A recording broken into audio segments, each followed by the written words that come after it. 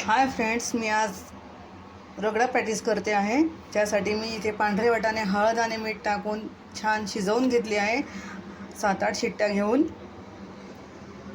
आता मी 7-8 बटाटे घेतले होते, ते शिजवून स्मॅश करून घेतले।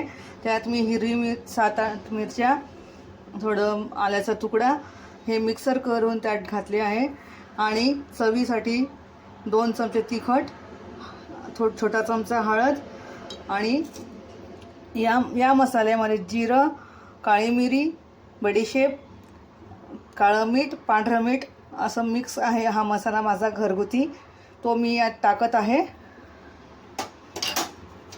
आणि आता हे सगळे मिक्स करून त्याच्या पॅटीस तयार करून घेणार आहे।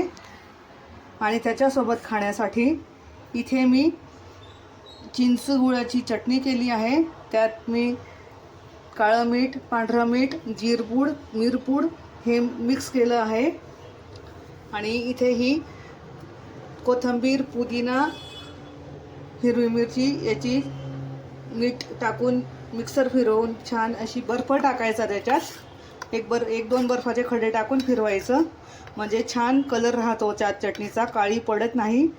अशा पद्धतीने ह्या दोघी चटणी तयार करून घेतल्या आहे मी। चला तर बाइंडिंग येण्यासाठी मी यात 4 चमचे कॉर्नफ्लॉवर टाकले आहे, त्यामुळे खूप छान बाइंडिंग येईल। हे बघा फ्रेंड्स, ह्याप्रमाणे त्याची जाडी एवढी ठेवायची, जास्त जाडही नाही आणि जास्त बारीकही नाही। आणि तुम्हाला साईज केवढी लहान मोठी ती तुमच्या गरजेनुसार करा। आणि इकडे मी हा रगडा उकळायला ठेवला आहे। थोडं पाणी जास्त टाकायचं, कारण त्यासाठी पाणी जास्त लागतं। जसा रगडा थंड होत जातो तसा तसा तो घट्ट होत जातो, म्हणून त्यात थोडं पाणी जास्तच घालावे। हे बघा फ्रेंड्स, मी इथे या पॅटीस तयार करून घेतल्या आहे।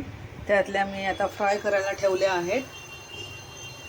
एक मीडियम गॅसवर ठेवायचे आहे, शॅलो फ्राय करते आहे मी।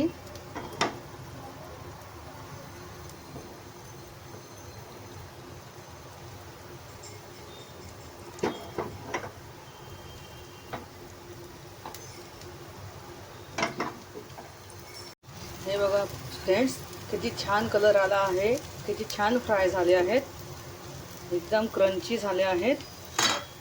तुम्हाला आवाज ऐकवते, असेच दुसऱ्या साईडने होऊ द्यायचे मीडियम गॅसवर। हे बघा फ्रेंड्स,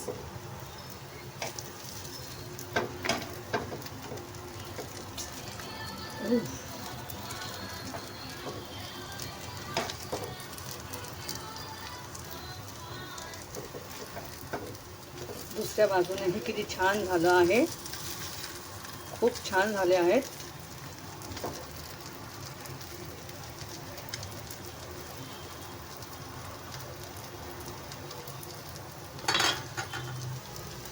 हे बघा फ्रेंड्स, ह्याचा पण आवाज,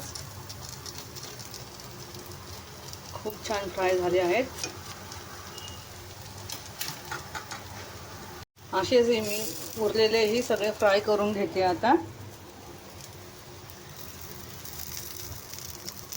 आवडले असल्यास लाईक, शेअर, कमेंट्स अवश्य करा। बाय, धन्यवाद। हे बघा, तयार आहे आमचा रगडा पॅटीस, या खायला। धन्यवाद।